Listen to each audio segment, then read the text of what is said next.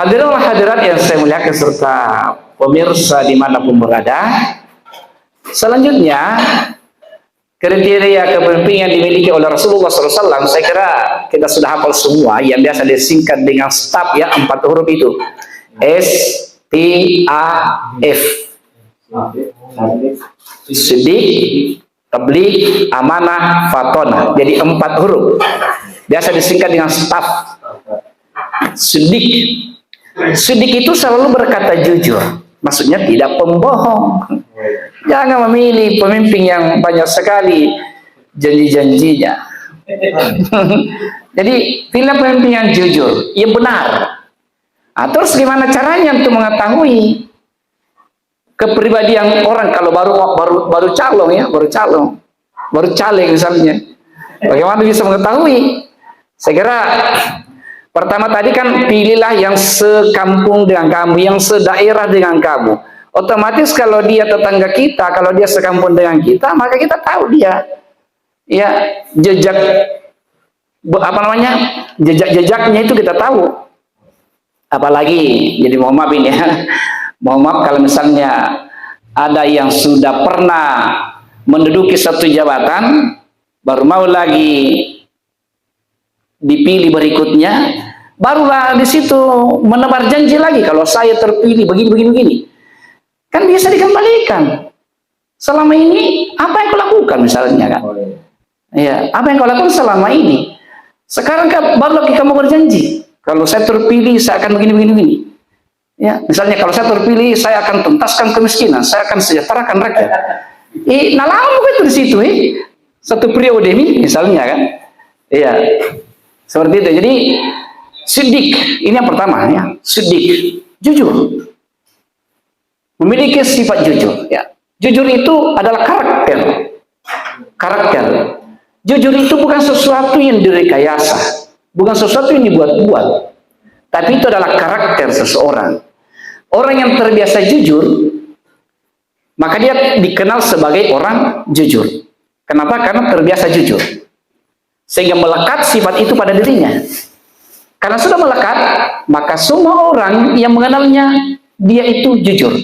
Sehingga kalau ada informasi, ada satu berita yang disampaikan dari dia, maka semua orang percaya. Orang tanya, kamu dapat berita dari mana? Oh, dari Anu. Oh iya, percaya kalau dia. Tidak pernah bohong itu. Nah, itu namanya sudah melekat sifat itu pada dirinya, pada pribadinya. Ya, itulah biasa. Beda yang sebaliknya, kalau orang sudah membiasakan diri berbohong, berdusta, nah ini juga akan terkenal dia sebagai pendusta. Terkenal. Ya, kenapa? Karena kebiasaannya begitu. Sehingga tidak ada lagi yang percaya. Tidak ada yang percaya. Dapat berita, siapa yang bilang? Siapa kasih tahu? Ya, jangan percaya itu. Anu selalu bohong itu, pembohong itu misalnya. Makanya pentingnya di sini kita bangun kebiasaan, karena dari kebiasaan terbentuk karakter kita, kepribadian kita ya.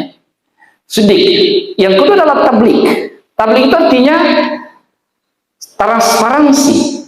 Jadi menyampaikan, tidak menyembunyikan sesuatu. Ya. Jadi Rasulullah SAW itu kita harus yakin kepadanya bahwa beliau itu siddiq, beliau itu tabligh. Artinya wahyu yang beliau terima dari Allah SWT itu sudah disampaikan semuanya. Jadi saya tidak sependapat kalau ada paham sekarang mengatakan bahwa sesungguhnya itu Al-Quran itu 40 juz, tapi ada yang disembunyikan oleh Rasulullah. Mana ada yang menuduh seperti itu kan? Ada yang menuduh seperti itu. Iya. Ya, saya tidak setuju itu. Kenapa? Kalau kapan kita setuju dengan pendapat itu, berarti kita menuduh Rasulullah itu pembohong. Karena menyembunyikan sesuatu. Jadi beliau itu tabligh. Apa yang diterima dari Allah, dia sudah sampaikan kepada umatnya. Ya. Makanya dikatakan al-yauma akmaltu lakum dinakum wa atmamtu 'alaikum ni'mati wa raditu lakum al-Islam. Iya. Kemudian yang ketiga adalah amanah. Amanah itu terpercaya. Ya, jadi yang dimaksud dengan amanah itu adalah tanggung jawab yang diberikan kepada kita dan kemampuan untuk menunaikan amanah itu. Itu orang yang amanah namanya. Orang yang amanah. Di rumah ini diberi amanah Ustaz Supriyadi. kelola rumah ini, kelola rumah tahfiz ini, ya. Kalau Supriyadi menjalankan amanah itu dengan sebaik-baiknya, berarti Ustaz Supriyadi memiliki sifat amanah. Itu sifat amanah. Lawan dari sifat amanah adalah apa? Lawan dari sifat amanah adalah khianat. Banyak orang diberi amanah, khianat. Waktu mau diangkat, dilantik, sumpah jabatan, luar biasa. Semua sumpah dia sampaikan, ternyata tidak sedikit pun yang dia buktikan dari sumpah yang pernah dia ucapkan, itu namanya pengkhianat. Kalau dikatakan pengkhianat, itu kan salah satu dari tanda-tanda kemunafikan. Tanda kemunafikan. Aman. Kemudian selanjutnya, fatona. Fatona. Ini juga sifat wajib bagi Rasulullah. Fatona itu ada kecerdasan, ada ada ilmu yang dia miliki tentang kepemimpinan, ya. Ada ilmu yang dia miliki tentang tata negara, ya. Tentang apa yang dipimpinnya. Pimpinan pondok pesantren, dia harus mengetahui tentang seluk-beluk pondok pesantren misalnya. Jadi apapun yang kita pimpin, karena kenapa? Pada prinsipnya kita semua adalah pemimpin. Kullukum ra'in wa kullukum mas'ulun an ra'iyati. Setiap kamu adalah pemimpin dan setiap kita semua akan diminta pertanggungjawaban atas kepemimpinan yang diamanahkan kepada kita. Mudah-mudahan ini banyak yang dengar, ya, banyak yang dengar. Saya katakan seperti ini kepada seluruh masyarakat, khususnya kepada Bantaeng. Nah, kalau ada pun di luar daerah Bantaeng, ya, yang saya sampaikan begini. Selama ini bagi saya itu sangat bersyukur kalau ada orang yang mau jadi pemimpin, misalnya mau jadi kepala desa. Saya sangat bersyukur itu kalau masih ada di desa itu mau jadi kepala desa. Bersyukur sekali. Kenapa? Sebenarnya jabatan kepala desa itu berat sekali. Berat sekali, Pak. Nah, kalau kita bersyukur karena ada yang mau mencalonkan diri, maka seharusnya bantu dia. Jangan dia dikerut. Jangan dia dihabisi. Ya kan? Ada orang yang mau masuk caleg mewakili kita di DPR. Kita bersyukur, bantu dia. Jangan kita menunggu sesuatu dari dia. Terpilih baru kita menunggu. Iya. Ini kan sebelumnya minta memang nih. Iya. Ada kan? Ini masalah sekarang, ya. Masalah. Sehingga para caleg, para calon itu setengah mati, kasihan dia. Setengah mati, habis-habisan dia. Jangan puluhan juta, ratusan juta habis semuanya. Supaya apa? Supaya terpilih. Nah, ini masalah, ya. Ya saya katakan sebaiknya dibalikin. Jangan kita menunggu dari dia, tapi kalau kita betul-betul setuju, menyetujui kriterianya, ya, kita mendukung dia, sebaiknya kita yang bawakan sesuatu. Kita bawakan sesuatu. Misalnya ditauki bahwa setiap malam banyak tamunya, ya bawakan ini rokok kah, apa gula kah. Tahu ini karena banyak itu tamu setiap malam kulihat luar biasa kalau begitu merak, ya kan? Luar biasa. Calon kepala desa bawakan sesuatu. Iya, jangan kita yang datang ke situ makan. Labusu. Iya. Setiap ada yang datang, gitu mantum itu selalu kutayang. Andre mantum pak, padahal anu sampula mentuju batu. Nah, ini masalah ini sekarang. Masalah. Jadi mari kita balik, ya. Saya kira apa yang kita terima dari mereka itu, ya, tidak seberapa nilainya. Apalagi kalau masuk ke kategori sogokan, naudzubillah zalik. Sogokannya kita semua sudah tahu, sudah sering kali kita dengar, ya. Sogokannya arwasy wal murtasy finnar. Orang yang menyogok dan yang disogok sama-sama neraka. Tapi kadang orang tidak peduli. Nah, bilang sudah terpilih Pak Ustaz Nautoba.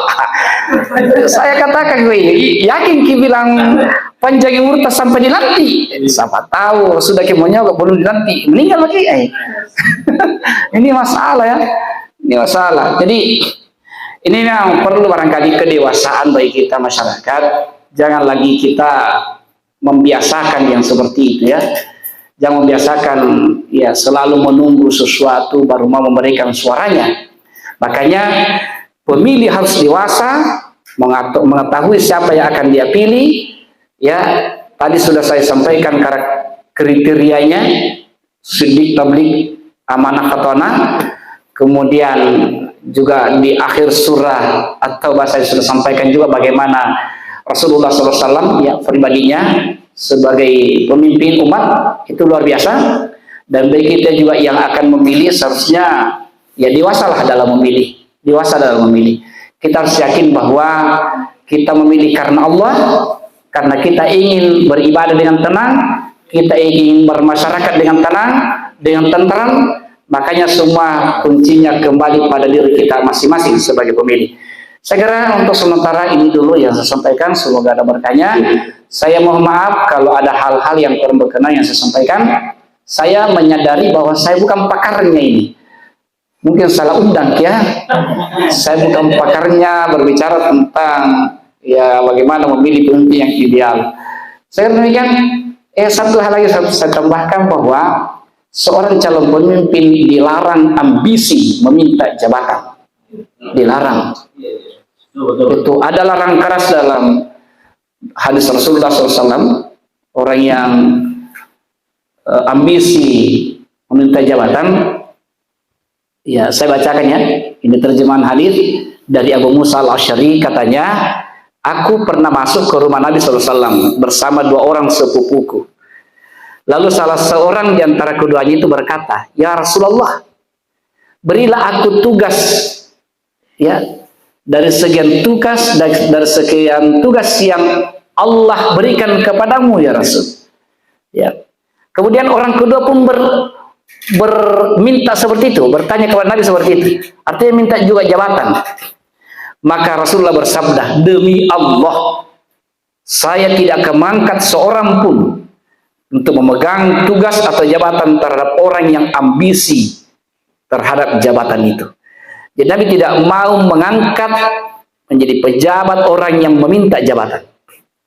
Kemudian di hadis lain dikatakan bahwa ini dari Abdurrahman bin Samurah, Rasulullah SAW bersabda, hai Abdurrahman bin Samurah, janganlah kamu mencalonkan diri minta kedudukan dalam pemerintahan. Karena kalau kamu diserai jabatan tanpa meminta, pasti kamu ya akan memikul melaksanakan tugasmu dengan berat. Namun jika jabatan itu kamu raih, ya karena diberikan kepadamu, diamanahkan kepadamu, maka kamu akan dibantu dalam menjalankan amanah itu. Akan dibantu dalam menjalankan amanah itu. Kemudian satu hadis lagi, sungguh kalian akan berebut pengaruh kekuasaan atau kedudukan dalam pemerintahan, dan kelak di hari kiamat hal itu menjadi penyesalan bagimu. Nauzubillah min dzalik. Saya kira inilah yang saya sampaikan. Sekali lagi mohon maaf atas segala kekurangan. Ya,